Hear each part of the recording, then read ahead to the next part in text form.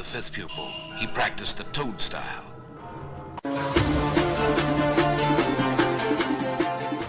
Hey everyone, it's Jason, and this is Martial Arts Theater 3000, continuing with the Venom Mob countdown. If you've been enjoying it so far and can hit that subscribe button, it'll definitely help the channel. Let's just jump back into it.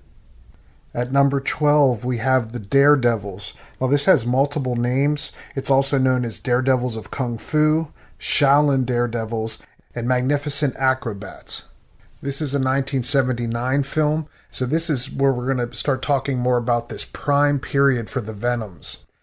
And there are a lot of unique things about this film in particular. We have all 5 Venoms, which is a great thing on its own, but they're all on the same side in this movie, all playing good guys.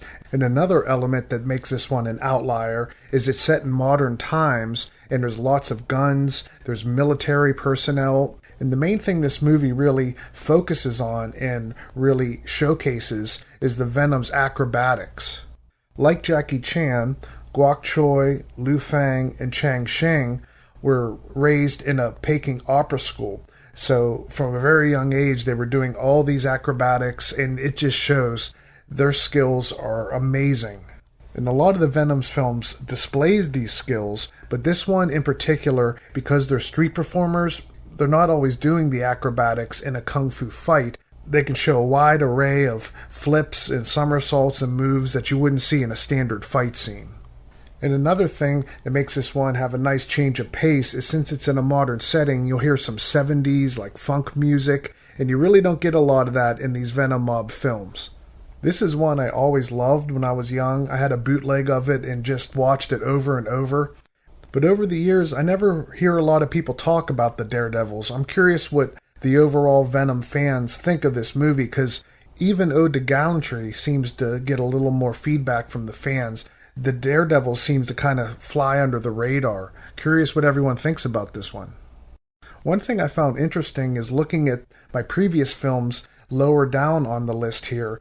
They didn't really have Lo Mang in the movies at all, outside of Heaven and Hell.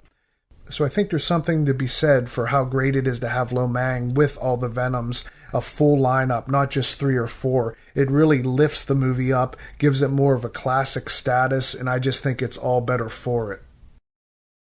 And the crazy thing that always happens is Lo Mang can never make it till the end of the movie. He gets killed in some horrific fashion, usually ends up coming off as like a martyr. So for the plot and acting, I'm going to give this one a 9 out of 10.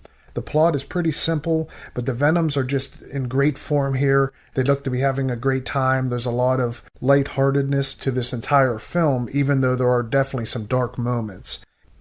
And I gotta say, Wong Lick is the villain. He not only comes off as menacing, he really has a lot of screen time, so you can see some different facets to his acting skills, and I think this is just one of his best performances. And for the action and fighting, I'm going to give this one a 9.5 out of 10. It not only has an amazing 20-minute Venom finale, there were just so many cool scenes that shows their acrobatic skills.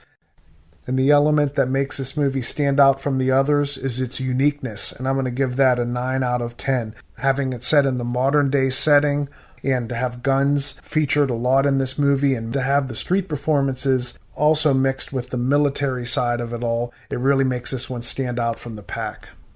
So for the ways to watch the Daredevils, it's looking a little rough online. I can't see anything on YouTube, and I can't find any streaming services that currently has this. I got it on Blu-ray from Koch Media. It's a German Blu-ray that I got from Amazon.de. So if you have a region-free player, you can definitely grab that. It does take a little bit of time if you live in the US to get it shipped over here. I think it was about 2 months till I got it. So that's definitely an option to check out. And hopefully in a Shawscope box set coming up, or maybe on a single release from 88 Films, Daredevils will get a proper US release. That would be great. So let me know down below in the comments what you guys think of the Daredevils, and I'll catch you guys in the next one.